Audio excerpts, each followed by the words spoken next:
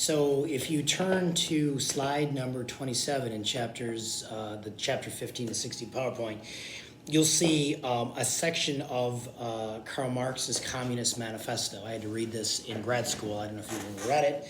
Very interesting, but the 10 tenets of communism are listed there. And again, this is one of your discussion post questions if you choose to answer it. But what is interesting is in the 10 basically key tenets of communism, it's interesting. You see some of this in the United States of America. In fact, I'll leave that to you to, as you answer the question, which ones you think are in America. But it's interesting. One of the aspects of communism is point number 2. It's a heavy progressive and graduated income tax. We do have a very heavy progressive and graduated income tax in the United States, and that was one component of communism. Point number 5, or tenet number 5, is interesting. The centralization of credit in the hands of the state by means of a national bank with state capital and an exclusive monopoly. Think of the Federal Reserve System.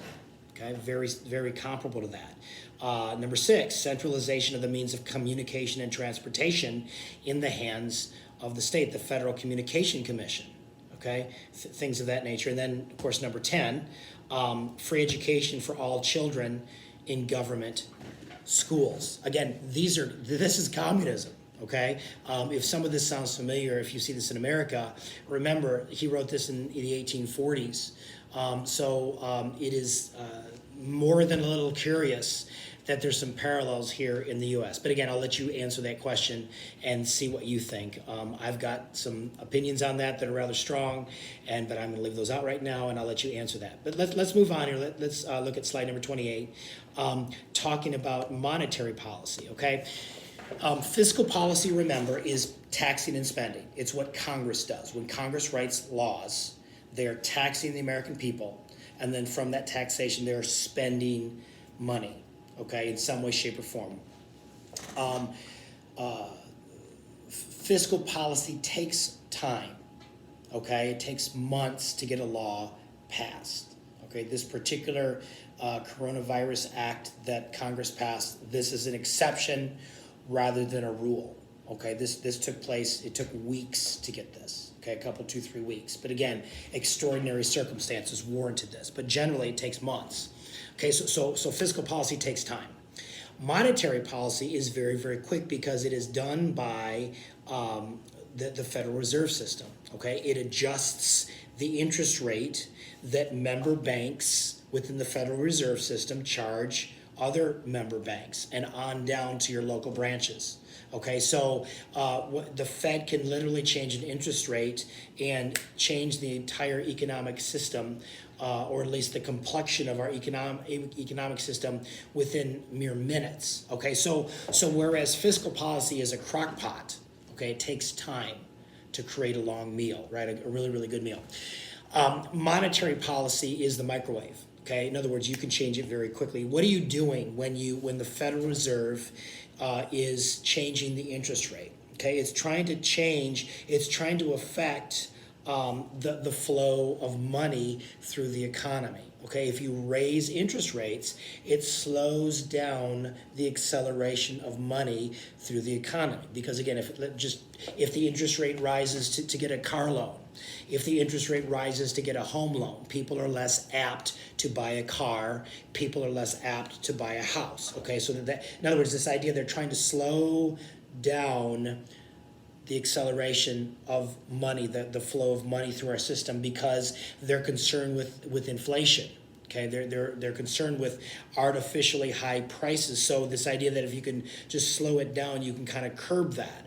Whereas in a slow economy, when there's not a whole lot of spending going on, the Fed will lower the interest rate, which again, with the intention of speeding up the acceleration, accelerating money through our system. I was just reading this week, and you can see this in the news. I think the Fed has got the interest rate at 0 or actually below 0. Okay, now how do you do that? how do you get an interest rate below zero? I know one strategy that the Fed engages in is something called quantitative easing. Okay, so in other words, when you get the interest rate down to zero, how do you get acceleration of money going within your economy? How do you speed that up? One of the things they do when you see the term quantitative easing is that basically the Federal Reserve starts printing money. Okay, in other words, money that basically out of nowhere, you're just printing a bunch of money and you're getting it in the system. In other words, there's no more control that they can have with the interest rates. So one control they do have is printing more money. But then the danger of that is it can devalue the value of the dollar. Okay, and if you look at slide number 29, again, you can see the Federal Reserve System created in 1913. It's a lender of last resort. Again, you've got a central bank there. You've got a chairman of it that a president nominates. Okay, and the president nominates the chairman, and then that Fed basically regulates the interest rates of its 12 reserve banks, which then trickles down to your bank. But again, if this was a money and banking class, we get into this more deeply. And so the idea, if you go to slide number 30, is the Federal Reserve is, again, trying to monitor inflation. Okay, again, inflation is the increase in the average level of prices in goods and services. Okay, and so again, by modifying the interest rate, it's trying to basically modify inflation so that the prices of goods and services is not artificially high. So again, on slide number 31, compared to fiscal policy, monetary policy can be implemented more quickly because, again, the Fed can adjust interest rates, and that gives the economy a psychological boost very, very quickly, okay? Whereas changes in fiscal policy takes months to implement. So anyway, I'm going to conclude there, and we'll resume with sections, not all of it, of welfare and education policy.